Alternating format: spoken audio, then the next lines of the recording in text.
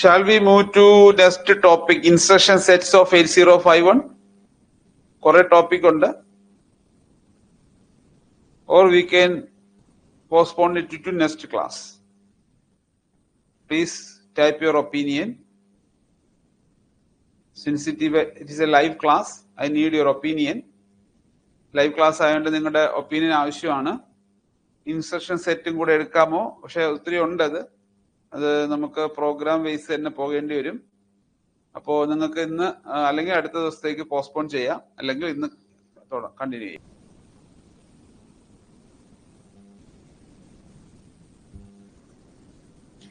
Okay, we have various type of instructions. Arithmetic instruction, logic instruction, data transformation, Boolean instruction, branching instruction. Actually, 8051 has 255 instructions. Every opcode from 00 to FF is used except for A5. Okay. Arithmetic instruction lo vara, add instruction.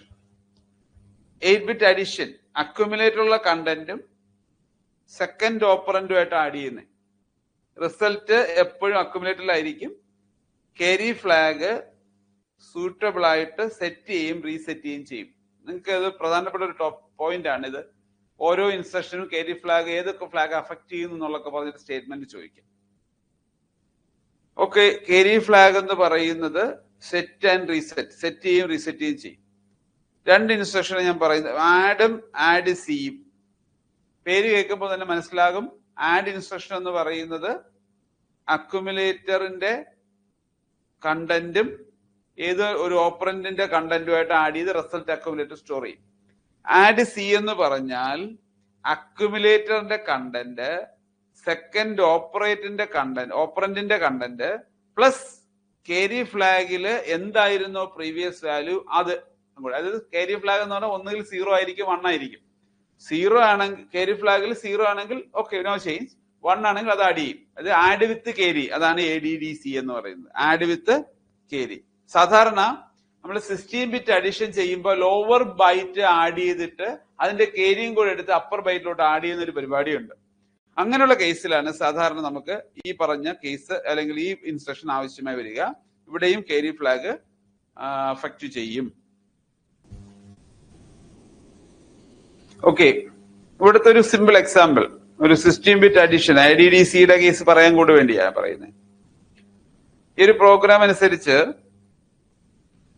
നമുക്ക് add ചെയ്യേണ്ട രണ്ട് number 1E44 56CA ഇത് രണ്ടും കൂടെ add ചെയ്യണ്ടേ. അപ്പോ നേരത്തെ ഉള്ള carry വാല്യൂ എന്തെങ്കിലും ഉണ്ടെങ്കിൽ അത് കളയാൻ വേണ്ടി ആദ്യം carry ഫ്ലാഗിനെ നമ്മൾ ക്ലിയർ ചെയ്തു, ക്ലിയർ C. ഈ പറഞ്ഞ 44ഉം CAയും കൂടെ ആദ്യം ആഡ് ചെയ്യുക. അപ്പൊ അക്യുമുലേറ്ററിലോട്ട് ഈ 44 എന്ന് പറയുന്ന ഡേറ്റയെ കൊണ്ടുവന്നു. Then add A,CA. A,CA എന്ന് പറയുമ്പോൾ അക്യുമുലേറ്ററുള്ള ഇപ്പോഴത്തെ കണ്ടന്റ്, അതായത് 44 പ്ലസ് CA എന്ന് പറയുന്ന വാല്യൂ. നോക്കുക, ഇവിടെ രണ്ടിടത്ത് ഹാഷ് സിമ്പിൾ ഉണ്ട്. സോ ഡയറക്ട്ലി ഡേറ്റയാണ് ആഡ് ചെയ്യുന്നത്. ഓക്കെ, അപ്പോ 44 എന്ന് പറയുന്ന ഡേറ്റയെ അക്യുമുലേറ്റർ കൊണ്ടുവന്നു. ആ CA എന്നുള്ള ഡേറ്റ അക്യുമുലേറ്റർ കണ്ടന്റ്, അതായത് പഴയ 44 ആഡ് ചെയ്തു. ആ റിസൾട്ട് അക്യുമുലേറ്റർ ഉണ്ട്, അവനെ കൊണ്ട് ഇവിടെ R1ലോട്ട് മൂവ് ചെയ്തു. എന്നിട്ട് നമ്മൾ ചെയ്യുന്നത് 1E എന്നുള്ള ഡേറ്റ ഇവനെ വീണ്ടും അക്യുമുലേറ്റർ എടുക്കുന്നു. 56 എന്നുള്ള ഡേറ്റ പ്ലസ് carry ഇവിടെ ആഡ് ചെയ്യുന്നു. റിസൾട്ട് അക്യുമുലേറ്റർ ഉണ്ട്, ആ അക്യുമുലേറ്റർ ഡേറ്റ R2ലോട്ട് കൊണ്ടുവന്നു. അപ്പോ ഈ പറഞ്ഞ ഡേറ്റ R1ലും R2ലും ഇട്ടിട്ടുണ്ട്. പക്ഷെ നമുക്ക് വേറെ രീതിയിലൊക്കെ ചെയ്യാം ഈ പ്രോഗ്രാം. ഇൻസ്ട്രക്ഷൻ സെറ്റ് ആയിരിക്കും കൂടുതൽ ആവശ്യം. നമുക്ക് കൂടുതലായിട്ട് പ്രോഗ്രാമിംഗ് ലെവലിൽ പോകേണ്ട കാര്യമില്ല. Okay, another instruction. നമ്മളിപ്പോ അഡിഷൻ പഠിച്ചു. DA, that is decimal adjust the accumulator. അതായത് നമ്മളിപ്പോ അക്യുമുലേറ്ററിനെ format 2 digit packed BCD number, അതായത് 2 ഡിജിറ്റ് BCD ആയിട്ട് മാറ്റുക. നമുക്കറിയാം BCD എന്ന് പറയും binary coded decimal. Binary coded decimal എന്ന് പറയുന്നത് ഈ പറഞ്ഞതുപോലെ ഗ്രേറ്റർ ദാൻ 9 ആണെന്നുണ്ടെങ്കിൽ 6 വെച്ച് ആഡ് ചെയ്യും. ആ ഒരു പ്രോസസ്സ് നടക്കുന്നത്. അത് ഓട്ടോമാറ്റിക്കലി അഡ്ജസ്റ്റ് അത് ചെയ്യാൻ വേണ്ടിയാണ്. അക്യുമുലേറ്ററിലാണ് ഇത് ചെയ്യുന്നത്. DA decimal adjust accumulator add instruction കഴിഞ്ഞതിന് ശേഷമാണ് സാധാരണ ചെയ്യുന്നത്. BCD അഡീഷന് വേണ്ടിയാണ് നമ്മൾ സാധാരണ ഉപയോഗിക്കുന്നത്. BCD അഡീഷൻ, അതായത് BCD ആയിട്ട് കൺവേർട്ട് ചെയ്യുക. BCD അല്ലെങ്കിൽ BCD ആയിട്ട് decimal adjust the accumulator, decimal adjust the accumulator. SUBB subtract with borrow, നേരത്തെ പറഞ്ഞതുപോലെ തന്നെ ആഡ് വിത്ത് ക്യാരി പോലെ. പക്ഷെ സബ്ട്രാക്ഷന്റെ കേസിൽ ഒരൊറ്റ ഇൻസ്ട്രക്ഷനേ ഉള്ളൂ, സബ്ട്രാക്ട് വിത്ത് ബോറോ.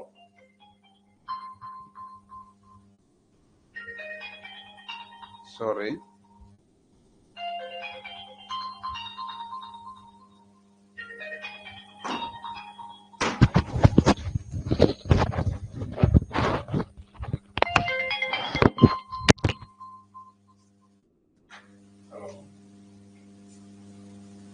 ഹലോ, അവിടെ വീട്ടിൽ പോയാൽ മതി. അവിടെ ആളൊക്കെ കൊടുത്തിട്ടുണ്ട്. ഞാൻ പുറത്താണ്. ഞാൻ സ്റ്റാച്യൂലാണ്, ക്ലാസ്സാണ്. വീട്ടിൽ ആളുണ്ടാവും. ശരി ശരി.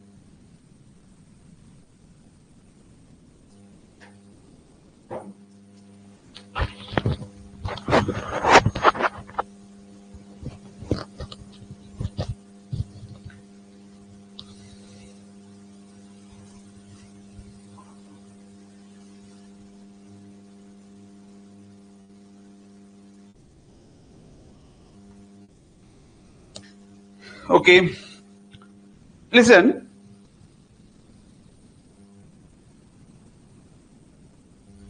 ഒരു എക്സാമ്പിൾ പറഞ്ഞാൽ,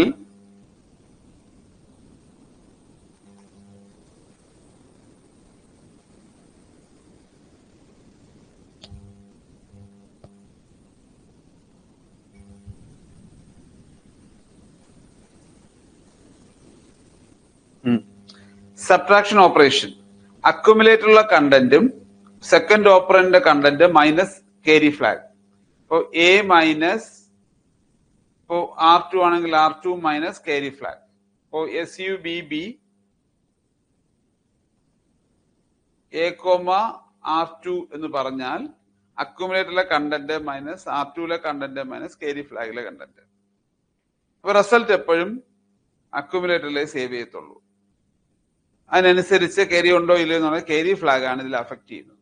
clear? Next instruction BCD addition. Next instruction അല്ല, ആക്ച്വലി DAയുടെ കേസ് പറയാൻ വേണ്ടിയാണ് പറയുന്നത്. ഒരു സിമ്പിൾ പ്രോഗ്രാം. കേരി ഫ്ലാഗ് ഇവിടെ ക്ലിയർ ചെയ്തു. Clear C. 34 എന്ന് പറയുന്ന ഡേറ്റ അക്യുമുലേറ്ററിൽ വന്നു. 34 അക്യുമുലേറ്ററിലുള്ള 34ഉം അടുത്ത 49ആയിട്ട് ആഡ് ചെയ്തു. 4 + 9 എത്ര? 13 എന്ന് പറയരുത് നമ്മൾ ആരും. അതിന് കറസ്പോണ്ടിങ് ആയിട്ടുള്ള ഹെക്സാഡെസിമലേ വരത്തുള്ളൂ. That is ABCD 7. 7D ആണ് അവിടെ വന്നിരിക്കുന്നത്. പക്ഷെ നമ്മൾ BCD അഡിഷൻ ആണെന്നുണ്ടെങ്കിൽ നമുക്കത് എന്ത് ചെയ്യണം? ഓട്ടോമാറ്റിക്കലി 83 കിട്ടണം. അപ്പൊ അതിനു വേണ്ടിയാണ് നമ്മൾ സാധാരണ ഡെസിമൽ അഡ്ജസ്റ്റ് അക്യുമുലേറ്റർ എന്ന് പറയുന്നത്. ഇവിടെ നമുക്കൊന്ന് 6 ആഡ് ചെയ്ത് നോക്കാം. If the number is greater than 9 we have to add with 6. D എന്ന് പറയുന്നതിൻ്റെ കൂടെ 6 ആഡ് ചെയ്യുന്ന സമയത്ത് EF 10 11 12 13. D plus 6. D plus 6 means D, after D, E, F 10 11 12 13. That is 3. 1 plus 7. That is 8. 83. Normally 34 plus 49 means 83 in usual case, in decimal case. But in BCD addition we have to get the same number. അല്ലാതെ hexadecimal ആണെങ്കിൽ അത് 7D കിട്ടത്തുള്ളൂ. അതാ പറഞ്ഞത്. നമുക്ക് normally നമ്മുടെ 8051 കേസിൽ നമ്മൾ ഉപയോഗിക്കുന്ന ഹെക്സാഡെസിമൽ, മൈക്രോ കൺട്രോളറിലെല്ലാം ഹെക്സാഡെസിമൽ ആണല്ലോ ഉപയോഗിക്കുന്നത്. അപ്പൊ ഇവിടെ ഈ പറഞ്ഞ DAA എന്ന് പറയുന്നത് എന്താണെന്ന് പറയാനാണ് ഇത്രയും പറഞ്ഞത്. അതായത് BCD ആയിട്ട് മാറ്റും അതിനെ.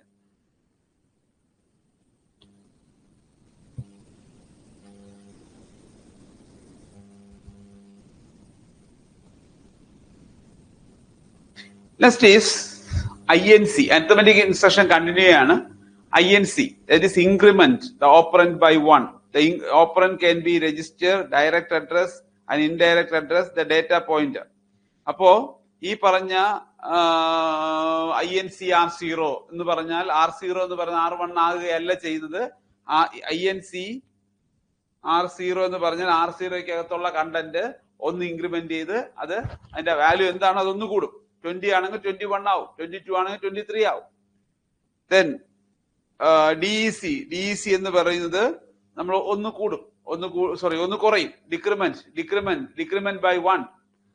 DEC R0 R0 കണ്ടന്റ് 23 ആണെങ്കിൽ 22 ആയിട്ട് മാറും. ഓക്കെ, R0 കണ്ടന്റ് 20 ആണെങ്കിൽ 19 അല്ല ആകുന്നത് 1F ആയിട്ട് മാറും. ഒന്ന് കുറയും, ഹെക്സാഡെസിമൽ നമ്പർ. അതായത് R0ക്ക് അകത്തുള്ള കണ്ടന്റ് 20 ആണെന്ന് വിചാരിക്കുക.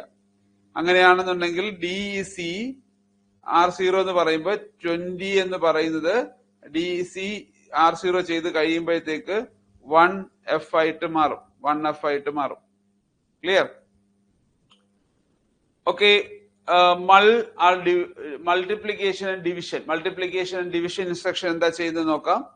ഇവിടെ മൾട്ടിപ്ലിക്കേഷൻ എന്ന് പറയുന്നത് നമുക്ക് മൾ എ ബി നമ്മൾ പറഞ്ഞു, അക്യുമുലേറ്ററിലെ കണ്ടന്റും ബി എന്നുള്ള രജിസ്റ്ററിലെ കണ്ടന്റും കൂടെ മൾട്ടിപ്ലൈ ചെയ്യുന്നു. എന്നിട്ട് റിസൾട്ട് എ ലോവർ ബൈറ്റ് എയിലും അപ്പർ ബൈറ്റ് ബിയിൽ സ്റ്റോർ ചെയ്യും. div a by b എന്ന് പറഞ്ഞാൽ റിസൾട്ട് എയിൽ വരും, കോഷ്യന്റ് എയിൽ വരും, ബിയില് റിമൈൻഡർ വരും. ഓക്കെ,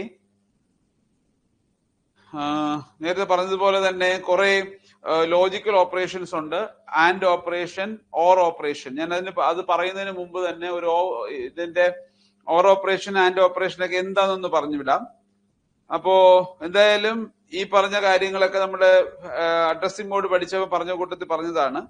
അക്യുമുലേറ്ററിലെ കണ്ടന്റും രജിസ്റ്ററിലെ കണ്ടന്റും കൂടെ ആൻഡ് ഓപ്പറേഷൻ നടത്തിയിട്ട് അതെന്ത് ചെയ്തു, ആൻഡ് ഓപ്പറേഷൻ നടത്തുന്നു. അതാണ് ANL എന്ന് പറയുന്നത്.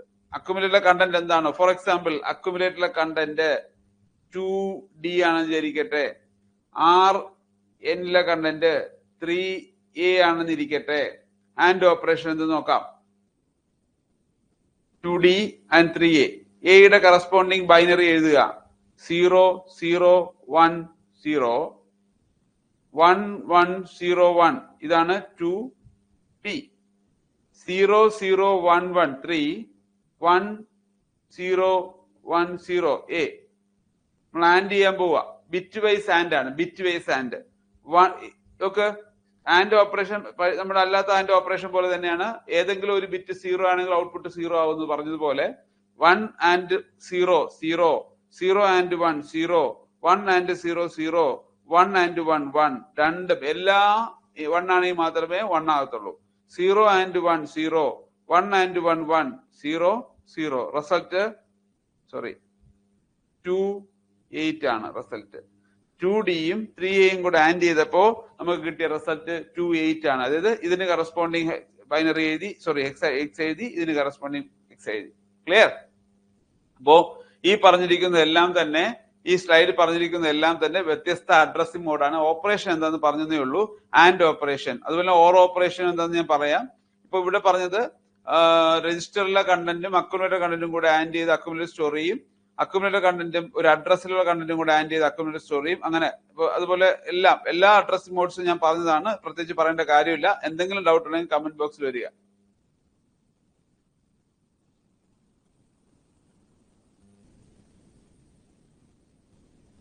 അതുപോലെ ഓർ ഓപ്പറേഷൻ, ഈ സെയിം സംഭവം തന്നെ നമുക്കൊന്ന് ഓർ ഓപ്പറേഷൻ ചെയ്ത് നോക്കി എന്ത് പറ്റും നോക്കാം.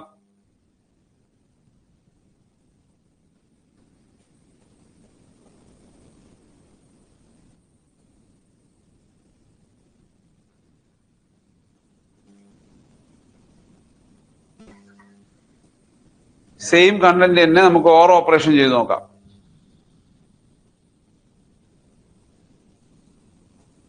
ഓക്കെ,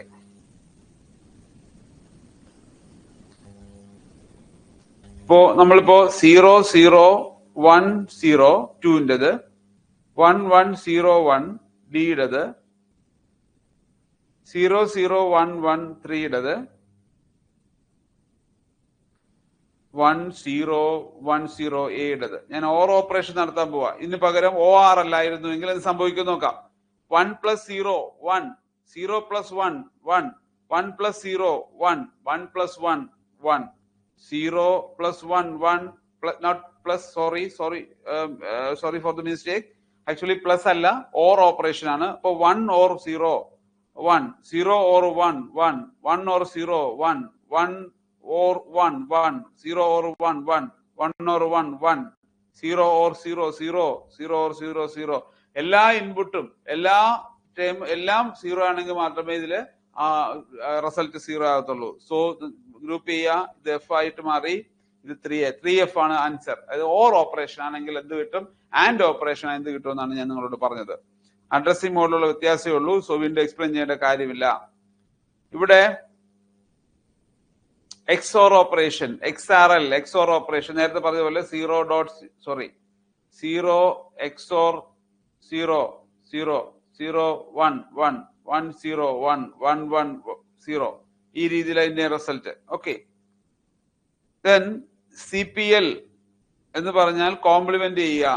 CLR എന്ന് പറഞ്ഞാൽ P1.2. CLR എന്ന് പറഞ്ഞാല് ക്ലിയർ ചെയ്യുക. പർട്ടിക്കുലർ ബിറ്റ് വൈസ് എന്ത് ചെയ്യുക, ബിറ്റ് വൈസ് ക്ലിയർ ചെയ്യുക. Bitwise clear. P1.2 എന്ന് പറയുന്ന പർട്ടിക്കുലർ ബിറ്റിനെ ക്ലിയർ ചെയ്യും. ഓക്കെ, CPL P1.2 എന്നത് 1 ആണെങ്കിൽ 0 ആവും, 0 ആണെങ്കിൽ 1 ആവും. എന്ത് മാറ്റി മാറ്റി ഉപയോഗിക്കാം.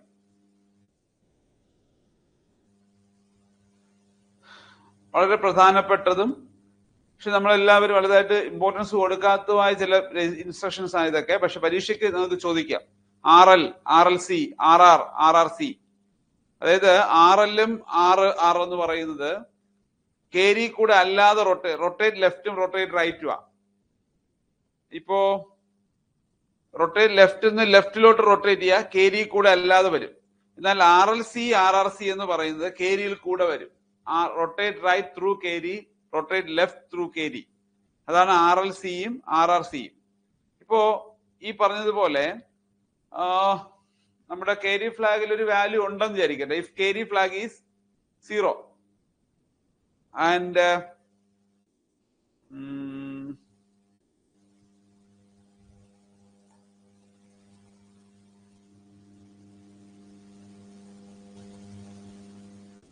okay, leave it.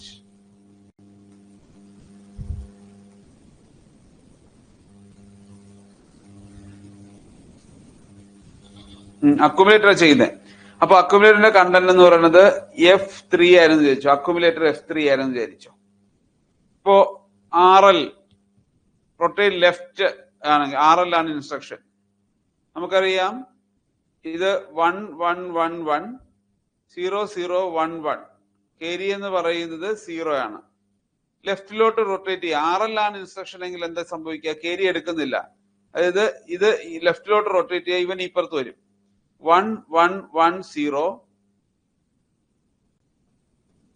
0 1 1 1, ഈ രീതിയിലായിട്ട് മാറും. അതായത് ഓരോന്ന് വെച്ച് ലെഫ്റ്റിലോട്ട് റൊട്ടേറ്റ് ചെയ്യും. ഇത് എന്ത് ചെയ്യും, ഈ രീതിയിലോട്ട് പോകും. ഓക്കെ, ഇത് ഈ ഭാഗത്തോട്ട് വന്നു, 1 ഇപ്പുറത്ത് വന്നു, 1 ഇപ്പുറത്ത് വന്നു, 1 ഇപ്പുറത്ത് വന്നു, 0 ഇങ്ങനെ വന്നു. ഇങ്ങനെ ഒരു ഭാഗം ലെഫ്റ്റിലോട്ട് റൊട്ടേറ്റ് ചെയ്യും. ഇനി RLC ആണെങ്കിലോ, RLC ആണെന്നുണ്ടെങ്കിൽ ഇത് 1 1 1 0 0 1 1 0, എന്നിട്ട് കേരിയില് 1 വരും. ഓക്കെ, ആ രീതിയിലാണ് റൊട്ടേറ്റ് ലെഫ്റ്റും റൊട്ടേറ്റ് റൈറ്റും വരുന്നത്. റൈറ്റ് ആണെങ്കിൽ തിരിച്ചു വരും. അതായത് കേരിയും കൂടെ കൺസിഡർ ചെയ്തിട്ടാണെങ്കിൽ RLC RRC, കേരി കൺസിഡർ ചെയ്യണമെങ്കിൽ RLഉം RRഉം. അക്യുമുലേറ്ററിന്റെ ഒരു simple example, for example accumulator equal to 3F. Swap A എന്ന് പറയുന്ന ഇൻസ്ട്രക്ഷൻ ചെയ്തു കഴിഞ്ഞാൽ ഇത് F3 ആയിട്ട് മാറും. അങ്ങോട്ടും ഇങ്ങോട്ടും നിബിൾസ് സോപ്പ് ചെയ്യും. നിങ്ങളുടെ ഡൗട്ട്സ് എന്തെങ്കിലും ഉണ്ടെങ്കിൽ നോക്കട്ടെ.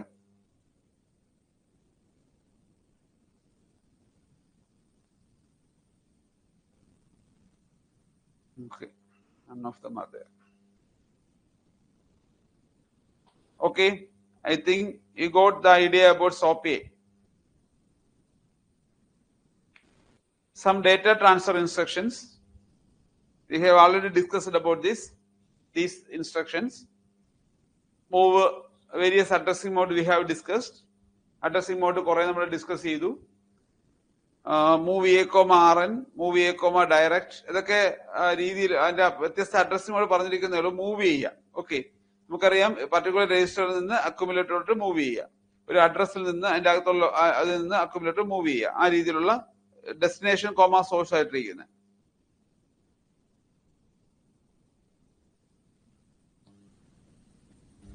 ഫോർ എക്സാമ്പിൾ,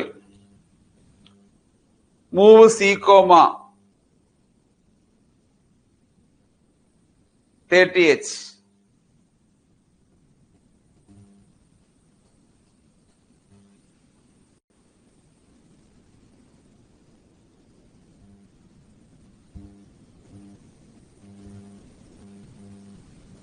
ഷെരി ഫ്ലാഗിലോട്ട് മൂവ് ചെയ്യാനുള്ള ഇൻസ്ട്രക്ഷനാണ്.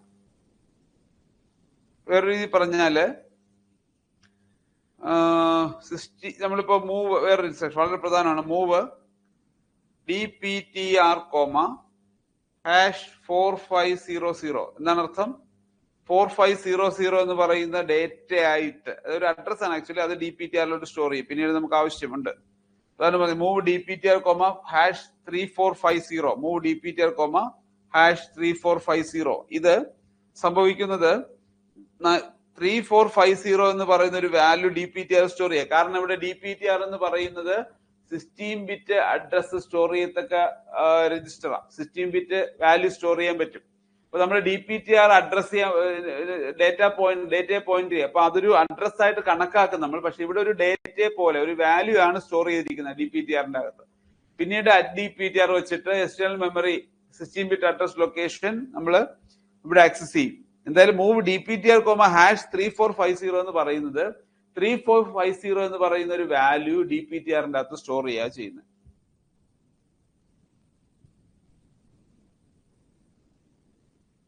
ഇവിടെ രണ്ട് ഇൻഡെക്സ്ഡ് അഡ്രസ്സിംഗ് നമ്മൾ പഠിച്ചതാണ്.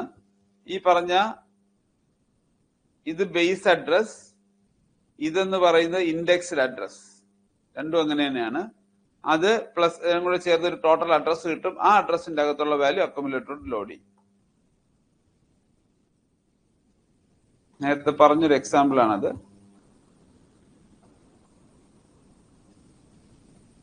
ക്ലിയർ?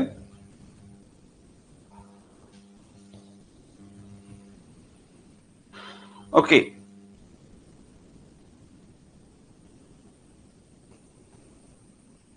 ഡേറ്റ ട്രാൻസ്ഫർ ഇൻസ്ട്രക്ഷൻ കഴിഞ്ഞിട്ടില്ല. Move X, external data memory നമ്മൾ എങ്ങനെ അഡ്രസ് ചെയ്യുന്നുള്ളതാണ്. ഇപ്പോ എക്സ്റ്റേണൽ മെമ്മറി ആണെന്നുണ്ടെങ്കിൽ നമ്മുടെ ഇൻസ്ട്രക്ഷൻ ഇങ്ങനെ മാറും, മൂവ് എക്സ് ആയിട്ട് മാറും. Move X a, @RI. അതായത് എക്സാമ്പിൾ ഇങ്ങനെയാണ്. RI ആണെന്ന് പറഞ്ഞിരിക്കുന്ന സ്ഥിതിക്ക് R0 or R1 ആണ്. Move a, @R0. അതായത് നമ്മുടെ എക്സ്റ്റേണൽ മെമ്മറി ആയിട്ടുള്ള ആക്സസ് ചെയ്യുന്ന സമയത്ത് അത് അതിന്റെ അഡ്രസ്സിംഗ് മോഡ് നമ്മൾ സാറിന് R0, R1 ഉപയോഗിക്കാൻ പറ്റത്തുള്ളൂ. മനസ്സിലായ സ്റ്റോറി കൂടി ഞാൻ ആവർത്തിക്കാം. അതായത് നമ്മള് ഇൻഡയറക്റ്റ് അഡ്രസ്സിങ്ങിന് R0യും R1 മാത്രമേ ഉപയോഗിക്കാൻ പറ്റത്തുള്ളൂ. മൂവ് a, @R0 എന്ന് പറഞ്ഞാൽ R0ക്ക് അകത്തൊരു വാല്യൂ ഉണ്ടാവും. R0 എന്ന് പറയുന്ന രജിസ്റ്ററിന്റെ അകത്തൊരു